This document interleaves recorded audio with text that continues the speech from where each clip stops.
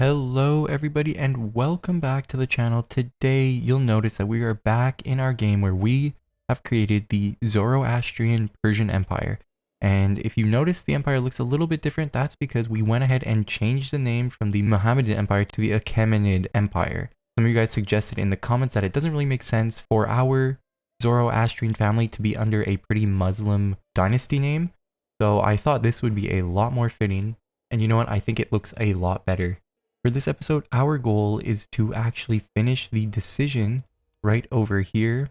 And to complete this decision, all we have to do is go up one level of devotion and get the entire de jure borders of the Persian Empire. So you can see right now, our borders are the ones in blue over here. So we're missing a little bit of land over here in the northwest and a little bit of land over here in the east. But we are actually in for a couple of big wars here because you'll be able to see that we need to take land from both this huge empire over here of Khazaria as well as the Byzantine Empire. So hopefully we're going to be in for a lot of fun this episode. It probably won't be too long an episode because I do just want to finish this decision, and then I think it'll be the perfect place to end this game. But however, right now we are in a war with the leftovers of the Arabian Empire, who is now run by this Greek guy right over here who does not look like he's doing too good for himself. Hello darkness, my old friend. We are about to actually take this guy's capital, which should get us the victory in this war. If not, we'll have to go back up here and kill some of those dudes, which I have no problem with. And just like I was saying, we hit 100% war score, so we can go ahead and enforce our demands, disband our armies. And you can see we are just one step closer to filling out our borders nicely. We do have to take this piece of land over here, this piece of land over here, this border gore in the middle, and then this land in the north. So all in all, I don't think that we will be able to do this with our current character because he is 64 years old, but our heir is looking pretty good himself. And actually, I think we have a better heir if I go over here. So I think our second oldest son is actually who we're going to want to play as, because our second son actually has the genius trait, which of course is perfect. So I'm going to just go ahead and disinherit my two other sons because I do not want my land splitting, and I want to be able to keep all of our land together because we're going to need it if we're going to be declaring war on a couple of huge empires. So I think I'm going to get a war declared over here on our east because I do want to take this duchy right here. They actually, it says they have 9,000 troops with their levies included, but also you'll see that they are actually in a huge amount of debt. So I don't think they really will be able to defend themselves. So I'm not trying to raise my whole armies here, as you can see. I don't think we'll need everybody. So what I'm doing is I'm taking the knights out of these smaller armies because the knights are still going to be important. The knights are very important for doing damage.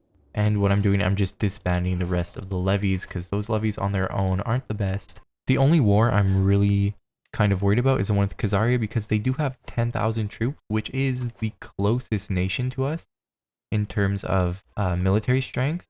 And also size, like if you take a look at the whole map here, you can see we are pretty big. And then Khazaria actually has been doing a killing up north. It's kind of cool how we have these two huge empires. And then even the Byzantines, although they haven't been as strong, they still have a decent amount of land, which is pretty cool. One thing you guys could know about this war here is I'm actually splitting my armies up and putting them in tiles where the supply limit is a lot higher than the amount of men I have, because otherwise you see they would get this undersupplied modifier. If these supplies run out all the way to 0, what would happen is that your armies will start taking attrition damage, and I think they lose something like 5% per month of the total amount of the army, or 1% per month. I'm not sure, it's either 1 or 5%. So I just hit 96% war score, but I do have all the land that the casus belli was for, so that means that I pretty much can just sit on this land now and wait for the war score to tick up on its own. You'll see this attacker controls war target is going to keep ticking up just like that, and we hit 100% war score. Now we have a nice another duchy under our control here, and we can go ahead and grant this whole thing to one of our nice loyal vassals, and I think I'll give it to one of my sons who I disinherited. I kind of feel bad about disinheriting them, so I want to give him something so they don't hate me. So now if we take a look at our borders, we just need a little bit more land here. And I think we could declare war on these guys. If we do a holy war for the duchy, we would get, I think, this land, which we need. So yeah, if we declare war on these guys here for this duchy. That should be everything we need to get our Persian borders back, except for this little county here and then this county here on the eastern front. And we should get 100% war score right when we finish taking that piece of land. So just like that, we have another war done. And so you can see we literally just need to take the tiniest sliver away from the Byzantine Empire here, but I'm going to save that for a little bit. First, we'll take this tiny county, which I have no idea how it has survived for so long. We should just need a local army to take this, and it should be really quick. You'll see here that we actually have 12 prisoners that we can ransom, so let's go ahead and do one of my favorite things in the game. Go to our prisoners and just mass ransom 13 characters, which you can see actually just gained us, I think, 500 gold.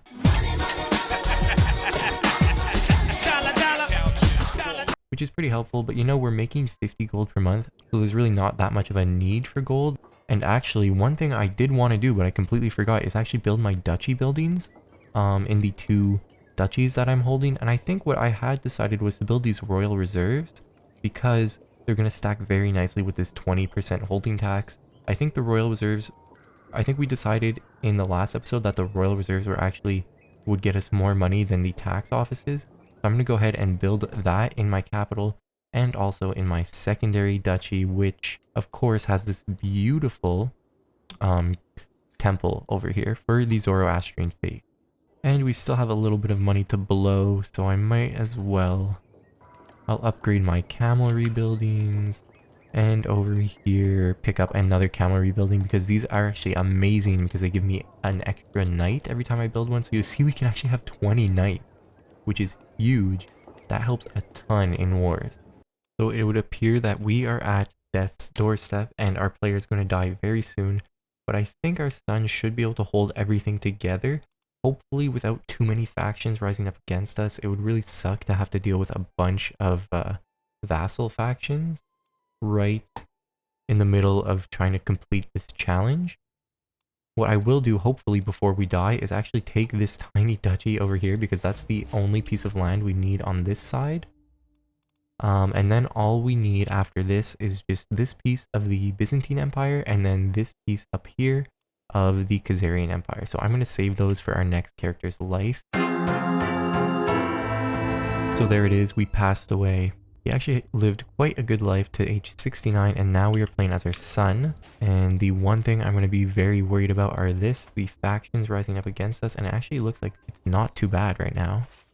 One thing you'll notice is that since we are playing as our new character, our holding limit is actually a lot lower because we have less stewardship, but that is mainly because we do not have a wife. What I am going to look for is a wife who has a huge amount of stewardship. And this lady here is my direct sister. So it's a little bit suspicious, but you know, I think we do have a tenet in our religion which actually encourages same family marriages. I will do what I must. I think our subject will actually enjoy that. Let me take a look. Yeah, so right here it says that marriage, we actually get a large amount of piety if we are marrying a close family member, so our sister definitely counts as that. And she's a genius, so... And there we go, it says sister wife. One thing we will have to do is get a lot of faith as this character, so I think I'm going to go on a lot of crusades pretty much anytime I can and go on the most expensive crusades. We will also give our father a sky burial because it's going to give us a little bit of faith. So putting our wife on managed domain gets us up to 10 for our holding limit, and if we actually had +1 stewardship, it would get us up to 11. So what I'm going to have to do is go down the stewardship tree. Daring today, aren't we? And pick up the domain focus just to be able to get that extra 1 domain. And what we're going to have to do for our other 2 domains that I want to get rid of so I don't get a 40% penalty to my yields, I'm just going to grant away some of these secondary castles that I built and this one over here. So we just finished a pilgrimage which vaulted us up into the devoted servant level, which means we only have 1 more level to go to get to Baragon of Virtue, which we do need to finish the decision. The other thing I can do that will actually help with getting some piety is doing Holy War. So I'm going to go ahead and do a Holy War over here for the Byzantine Empire's duchy, which we need to complete our borders. This duchy right here. They actually put themselves together a little bit and now have 6,000 troops, but still is nowhere even close to matching our 20,000 troop So I don't think this will be too hard of a war to win. I think honestly I can get away with just a local army even.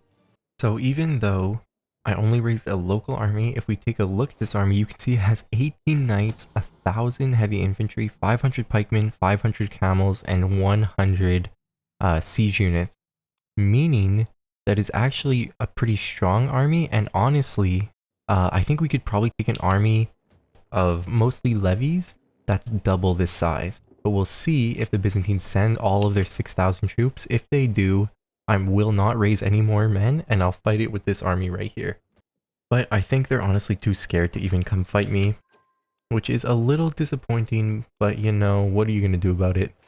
Oh, so we just actually finished our duchy buildings in our capital, and look at all the gold we are making now. 7.9 gold from our capital county, and I'm actually gonna upgrade the farms and fields to the next level so we get even more gold. And if we look at this other duchy over here, you can see we're making 8.76 gold from here. So honestly, stacking all of your gold income is super worth it, guys. I really highly recommend it. There's just so much you can do, and having a lot of gold makes this game so much more enjoyable because you're just not stuck in as many problems. Like, look at this right here. I could always choose this option to lose a ton of gold so people gain opinion of me, and honestly, oh, actually, I'll probably have to do this one. But I think what I'm going to have to do is take this one because it gives me plus 50 piety, and I need piety. Piety is like the thing I need the most right now to get to this next level. So we had a son, and of course he's a genius because me and my sister slash wife are both geniuses, and if you look over here, he is both my son and my nephew. Oh yeah, it's all coming together. Chalk that up under things you absolutely love to see. So I'm about to take our last county that we need here from the Byzantines, and I literally didn't see one of their armies. Like, I'm pretty disappointed in them that they didn't even try to stop me from taking this land. I can just only hope that the Empire of Khazaria will put up more of a fight, and they actually built up their army from 11,000 to 15,000 now, so I think they probably should at least try and stop me from taking their land. But now if we look at our empire's borders, you can see that we've actually completed all of this over here on the west, and we just need a tiny little bit of land up in the north, but also we do need to clean up this land over here in the east still. So I might do that first because I do want to save the Khazaria war for the end as the last piece of land we need before we can finish the decision. Okay, so we didn't get to do it in Byzantium, but here we go. I have an army of 3,298 men, and it's a good army. A lot of knights, 18 knights, a lot of men-at-arms, pretty much all my men-at-arms and knights. And we're going to be fighting against almost 5,000 men, if my math is correct there. So it should be a pretty close battle, but then again, you know, what I was explaining before about having all the men-at-arms and knights really does show you how overpowered that is. Look at how many kills our heavy infantry did. That is absolutely crazy. So I'm always telling you guys that men-at-arms are good, but I hope you believe me. So I'm not exactly sure what happened. I guess those two wars I was doing over here for this little bit of land in the eastern side took a little bit longer than expected. So I have 4,000 gold saved up. So let's go look at if we can upgrade any buildings and just go ahead and do a round of building upgrades.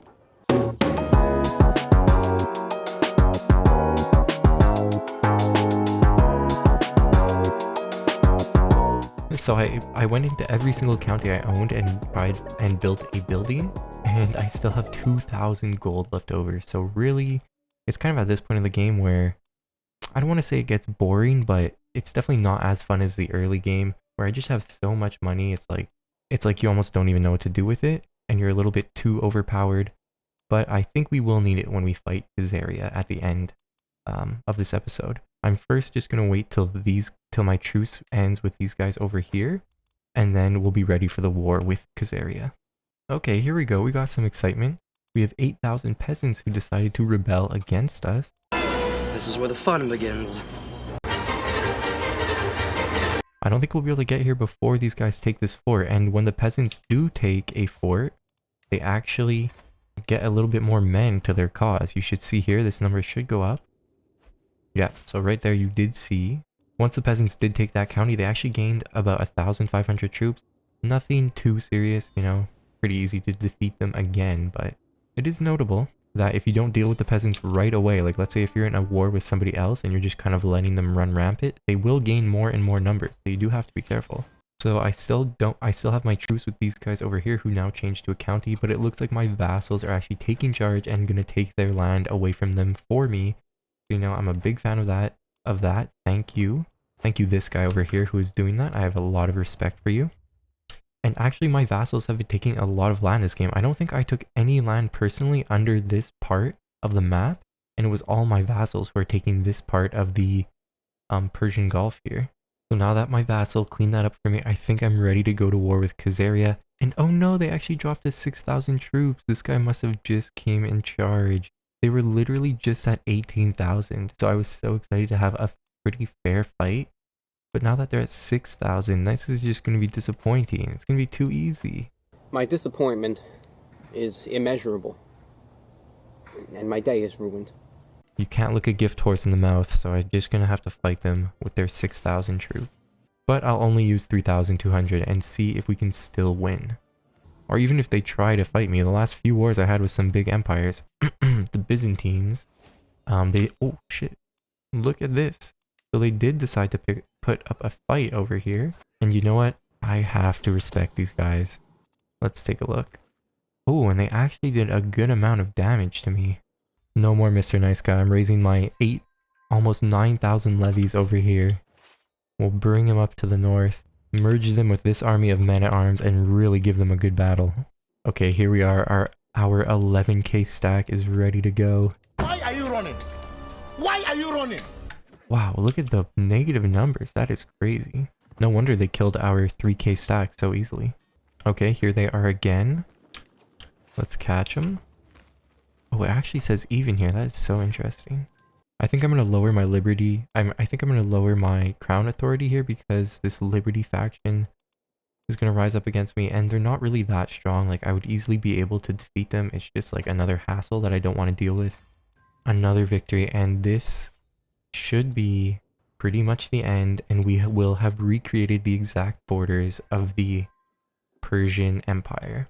There we go. We'll enforce our demands over here for this last duchy that we needed. And already, look at that, we actually managed to hit Paragon of Virtue at the exact same time. Look how beautiful our Persian Empire is, and look at this, we have the decision available to us. I'm going to go ahead and do this. It will give us we get this really awesome trait here that gives us some learning, some diplomacy, and some prowess, which is pretty cool. All of our descendants will actually get this trait, which I love. An extra little bit of learning is really cool, and the opinion definitely doesn't hurt. Our whole dynasty actually gets a 15% bonus to our prestige and piety, which is amazing, and we increase our religious fervor. So let's do it. Boom! Look at that. Look at this trait. I love the way it looks. I definitely agree with this. The miraculous recovery can only be attributed to the brilliant leadership. Let's take a look at our character now. He is amazing. Look at that. Married to our sister. We have 2 sons and nephews over here. Oh, they already have the trait. That is cool. And take one last look at our beautiful Zoroastrian Persian Empire. If we look at the religion screen, you can see how much the Zoroastrian religion has grown under our rule. We have just way too much money, prestige, religion, and even renown. We're making 5.3 renown per month right now, which is absolutely crazy, and we did it all before the year 10,000. Also, we have almost 30,000 troops, which is pretty good, you know, definitely not bad. I think we probably destroyed Khazaria because now they only have 4,000 troops, so they're going to be falling apart. The Byzantines are already falling apart, but I think that is where I'm going to end this episode for today, guys. It has been a real ride, and I'll probably keep playing this game a little bit on my own, just because, you know, it kind of would suck to stop playing right when you get all these awesome traits. But again, I don't think it's the most interesting to watch because we are just so powerful at this point. I hope you guys enjoyed this video. I'll see you guys in the next one. Have a good day, guys.